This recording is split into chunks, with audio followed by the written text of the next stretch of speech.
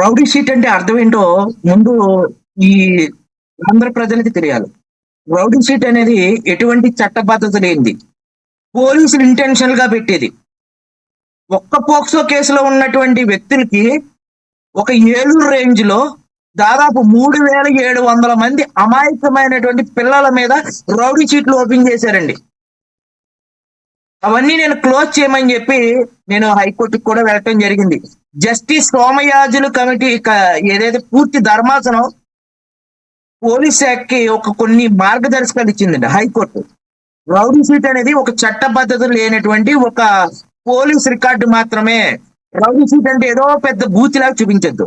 ఈ రోజున 90 కేసులు ఉన్నటువంటి ఎమ్మెల్యేలు 98 మంది ఉన్నారు. అంటే ఒక్కొక్క ఎమ్మెల్యే మీద 98 కేసులు ఉన్నాయి. కొంతమంది మీద 30 నుంచి 40 కేసులు ఉన్నాయి. క్రిమినల్ కేసులు ఉన్నాయి. అంటే ఇన్ని కేసులు ఉన్న 98 మందిని ఎన్కౌంటర్ చేస్తారా, లాకప్ డెత్ చేస్తారా నేను అడుగుతున్నాను. దేశంలోనే క్రిమినల్ హిస్టరీ ఉన్నటువంటి అనేక మంది ఎంపీలు ఉన్నారు, అనేక మంది ప్రజానాయకులు ఉన్నారు, ఎమ్మెల్సీలు ఉన్నారు. మరి వీళ్ళందరినీ ఎన్కౌంటర్ చేస్తారా, లాకప్ డెత్ చేస్తారా నేను అడుగుతూ ఉన్నానండి. అంటే అతని మీద 2 కేసులు ఉన్నాయి, నాకు తెలుసండి ఈ కేసు. అతను మారాలని చెప్పి, అతని ప్రవర్తన బాగుండాలని చెప్పి తల్లిదండ్రులు పోలీసులు కొంచెం మందలించి బుద్ధి చెప్తారని చెప్పి వాళ్ళు వదిలేశారు. అతని మీద ఒక NB నాన్ బెయిలబుల్ వారెంట్ ఒక్కటే ఉంది. గంజాయి కేసు అతనికి సంబంధం లేకుండా అతన్ని ఇరికించారండి ఆ కేసుల్లో. దానికి కూడా సాక్ష్యాధారాలు ఉన్నాయి. పోక్సో కేసు అని చెప్తున్నా కదా, మైనర్ పిల్లల్ని ఏడిపించారని చెప్పిన దాంట్లో అతన్ని ఇంటెన్షనల్ గా ఇరికించారు. అతను ఒక మర్డర్ కేసులో ఉన్నటువంటిది వాస్తవం, అది మటుకు నేను చెప్తానండి. ఒక మర్డర్ కేసులో ఒక నిందితుడిగా ఉండటం, ఆధారాలు ఉండటం అనేది వాస్తవం అండి. మిగతా అన్ని కేసుల్లో కూడా అతని మీద ఉన్నటువంటి ఎలిగేషన్స్ లో పోలీసు వారు పూర్తి స్థాయిలో దర్యాప్తు చేసినటువంటి కాదు. ఒకరేమో 23 కేసులు అంటారు, ఒక 32 కేసులు అండి. ఏదేమైనప్పటికీ కూడా ఈ దేశం వ్యవస్థ. అయ్యప్ప గారు ఒక్క ప్రశ్న అడగాలి, డిస్టర్బ్ చేశాను, సారీ. ఇంటర్నేషనల్ గ్యాంగ్స్టర్ అని కొన్ని మీడియాల్లో మాట్లాడుతున్నారు, దీన్ని ఎలా చూస్తారు? ఇంటర్నేషనల్ గ్యాంగ్స్టర్ అంటారా? సార్ నేను ఒకటే చెప్తున్నాను, అతని మీద ఉన్నది 2 కేసులు. ఒకటి మర్డర్ కేసు 302 ఉంది, ఇంకోటి అటెంప్ట్ టు మర్డర్ 307 ఉంది. ఆ అటెంప్ట్ టు మర్డర్ ఆల్రెడీ ఒక కేసు కొట్టేశారు, ఇంకో 302 ఉంది. పోక్సో కేసు ఉన్నది, గంజాయి కేసు ఉన్నది. మిగతా చిన్న చిన్న దొంగతనాలు పోలీసులకి చిక్కకపోతే అన్ని అతని మీదే పెట్టారండి. ఇది కావాలని ఇంటెన్షనల్ గా రౌడీ షీట్ ఓపెన్ చేసి చేసినటువంటి సంఘటన అండి. ఇప్పుడు 90 కేసులు ఉన్నటువంటి ఎమ్మెల్యేలు ఉన్నారు, దెందులూరు ఎమ్మెల్యే, మరి అతన్ని ఎన్కౌంటర్ చేసేస్తారా? నేను ఒకటే అడుగుతున్నానండి. అంటే ప్రజాస్వామ్యంలో ప్రజలందరికీ ఒకే న్యాయ వ్యవస్థ ఉండాలి. ఈ దేశ చట్టాల మీద గౌరవం ఉందండి. 400 మందిని తాజ్ హోటల్లో చంపినటువంటి కసబ్బును కూడా సాక్ష్యాధారాలతోటి ప్రాసిక్యూషన్ చేసి ఒక విదేశీయుడు కూడా ఈ దేశ న్యాయస్థానం శిక్ష విధించిందే తప్ప ఎన్కౌంటర్ చేయలేదు. అతను దొరికినప్పటికీ కూడా అతన్ని ప్రాణాలతోటి పట్టుకుని ఈ దేశ న్యాయస్థానంలో ప్రవేశపెట్టి అతను చేసినటువంటి ఏదైతే మారణ హోమం ఉందో దానికి సాక్ష్యాధారాలతోటి నిరూపించిన తర్వాత మాత్రమే శిక్ష చేశారు. అతను సీసీ ఫుటేజ్ల్లో చిక్కాడు, సీసీ ఫుటేజ్ల్లో చంపినటువంటి కాల్చినటువంటి వీడియోలు ఉన్నాయి. ఆ క్షణాన్ని అతన్ని ఒక తీవ్రవాది, ఒక ఉగ్రవాది అయినా సరే, ఒక పాకిస్తాన్ వ్యక్తి అయినా సరే అతని ప్రాణాలతోటే పట్టుకున్నారు తప్ప అతను కాల్చలేదు. అంతటి గొప్ప న్యాయ వ్యవస్థ అండి మన భారతదేశం యొక్క న్యాయ వ్యవస్థ. 400 మందిని చంపినటువంటి ఒక పాకిస్తాన్ ఉగ్రవాదికే ఈ దేశ చట్టాలతోటి ప్రాసిక్యూషన్ లో నిరూపించిన తర్వాత మాత్రమే శిక్ష వేశారు తప్ప ఎవరిని రౌడీ షీట్ అని చెప్పో ఇంకోటనో ఎన్కౌంటర్ చేయలేదండి. ఏదైనా సరే మనం తమిళనాడులో చూసాం, పోలీసులు చెప్పేటువంటి కట్టుకథలు బోల్డ్ చూస్తామండి.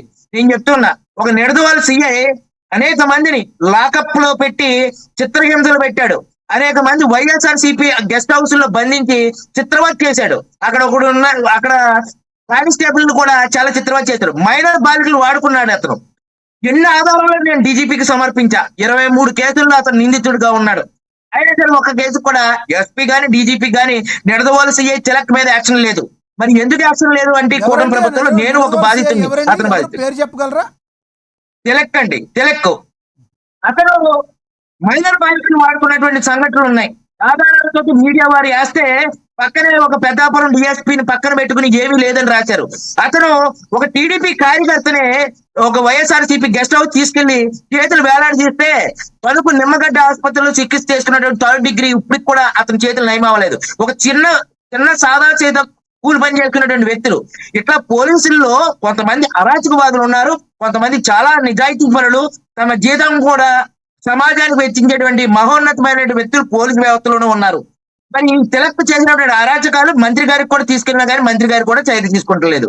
మరి ఏంటి అంటే ఒక అమ్మాయి ఇంటికి వెళ్ళి పట్టు వస్త్రాలు దొబ్బేసి ఆ అమ్మాయి మీద తప్పుడు కేసులు పెడితే సాక్షాత్ హైకోర్టులో కూడా వేశారు. మా ఇంటి మీద 2 సార్లు దాడులు జరిగితే 307 కేసులు ఉన్నా ఇంతవరకు ఛార్జ్ షీట్ ఫైల్ చేయలేదు ఆ వ్యక్తి. సంవత్సరం అయిందండి. నేను ఎందుకు చెప్తున్నానంటే నేను పోలీసు వ్యవస్థకు వ్యతిరేకం కాదు, పోలీసు వ్యవస్థకు అనుకూలం. ఒక పోలీసులకు అన్యాయం జరిగితే నేనే ముందుంటాను. ఈ రోజున ఇంకోటి చెప్తానండి, శివకుమార్ అని చెప్పి ఒక జన సైనికుడిని 3rd డిగ్రీ ప్రయోగించి ఒక ఎస్ఐ నిడమర్రి ఎస్ఐ కొడితే అతను ఆత్మహత్య చేసుకుని చనిపోతే అతను మరణ వాంగ్మూలం, అతను జన సైనికుడు మరణ వాంగ్మూలం ఇస్తే అతన్ని విఆర్లో పెట్టి మళ్ళీ ఏలూరు ఎస్ఐ కింద మళ్ళీ పోస్టింగ్ ఇచ్చారు 20 రోజుల వ్యవధిలో. దాన్ని తీసుకెళ్లి జనసేన ఎమ్మెల్యే గారు ధర్మరాజు గారు సెటిల్మెంట్ చేసి 12 లక్షలు ఇస్తా అన్నారు. అంటే లాకప్ డెత్లు ఒకదాని గురించి చెప్పట్లా, పోలీసు వ్యవస్థలో చాలా మంది లాకప్ టార్చర్ అనేది చేయడం అనేది చాలా మామూలుగా మారిపోయింది. ఈ విషయం గురించి ఏం చెప్తారు, స్పష్టంగా చెప్పండి. ఈ విషయం గురించి నేను ఏం చెప్తానంటే అతని మీద ఉన్న కేసులు ఎన్నైనా ఉండొచ్చు అండి. నేను అదే చెప్తున్నా, లాకప్ డెత్ చేశారు. అతన్ని బందెల ఏదైతే బందెల గ్రౌండ్ అనేది ఒకటి ఉంది, బర్రెల గ్రౌండ్ లో అతని దహన సంస్కారాలు చేశారు. అతను అస్థికలు కూడా దొరకకుండా చేశారు. ఆ తల్లి ఒకటి అడుగుతుంది, నా కొడుకుని శిక్షించండి, చేయండి, ఏదైనా చేయండి. చేశారు అని చెప్తున్నారు. ఇక్కడ మీడియాలో కూడా 100% ఎవిడెన్స్ ఉంది. నేను ఆ ఫ్యామిలీ మెంబర్స్ తోటి దాదాపు వారంతా జనసేన నాయకులు అండి. ముల్లపూడి నాగేశ్వరరావు గారు వీళ్ళంతా జనసేన నాయకులు. పూర్వం నుంచి కూడా ఉంది. కానిస్టేబుల్ లో ఫోటోలు కూడా చూపించారండి. కాల్చినప్పుడు ఫోటోలు, సీక్రెట్ గా తీసినటువంటి ఫోటోలు కూడా చూపించారు. రేపొద్దున 29ని హైకోర్టులో ముందు హాజరుపరచాలి. ఒక ఎస్ఐని కాపాడటం కోసం, ఒక సిఐని కాపాడటం కోసం కూటమి ప్రభుత్వం మీద ఆ బురద వేసుకోకూడదు. స్వచ్ఛందంగా ఆయన్ని సర్వీస్ నుంచి రిమూవ్ చేయాలి. అతను చేసిన తప్పు సాక్ష్యాధారాలు ఉంటే చట్టం ముందు ప్రవేశపెట్టాలండి. కూటమి చెడ్డ పేరు తీసుకురాకూడదు కదా, పవన్ కళ్యాణ్ గారి చెడ్డ పేరు తీసుకురాకూడదు కదా. నిన్న సస్పెండ్ చేశారు అతన్ని. సార్ సస్పెండ్ చేయడం కాదు సార్, మన దేశంలో చట్టాలంటే మన వ్యవస్థ గౌరవంది. చంద్రబాబు నాయుడు గారు లాంటి సీనియర్ నాయకులు ఉన్నారు, అక్కడ పవన్ కళ్యాణ్ గారు లాంటి నిజాయితీ పరులు ఉన్నారు. వీరంతా ఏం కోరుతున్నారు, ఎవరికైనా అన్యాయం జరిగితే సత్యమే చర్య తీసుకోమని చెప్పి డీజీపీలు చెప్తున్నారు. కానీ పోలీసులు అతి చేస్తారు. ఇంకా కొన్ని చోట్ల వైసీపీ నాయకులు వాడుకుంటున్నారు, టీడీపీ నాయకులు వాడుకుంటున్నారు. పోలీసులు డబుల్ గేమ్ ఆడుతున్నారండి పోలీసులు. నేను అదే చెప్తానండి. ఎందుకు అంటే ఆ డబుల్ గేమ్లు వద్దు. ఏ ప్రభుత్వం ఉన్నా సరే బాధితులకు అన్యాయం చేయడం. ఇప్పుడు ఈ సిఐ తిలక్ అనే అతను గత ప్రభుత్వంలో వేణుగోపాల్ అని చెప్పి మంత్రి గారిని వాడుకున్నారు, ఈ ప్రభుత్వంలో కందులు దుర్గేష్ గారిని వాడుకుంటున్నాడు. అంటే పోలీసు వ్యవస్థకి వాళ్ళు చేసేటువంటి అరాచకాలు ఏవైతే ఉన్నాయో అవి కప్పిపుచ్చుకోవడానికి ఇప్పుడు టుమోటోగా ఎంక్వైరీకి నిరూపించారు.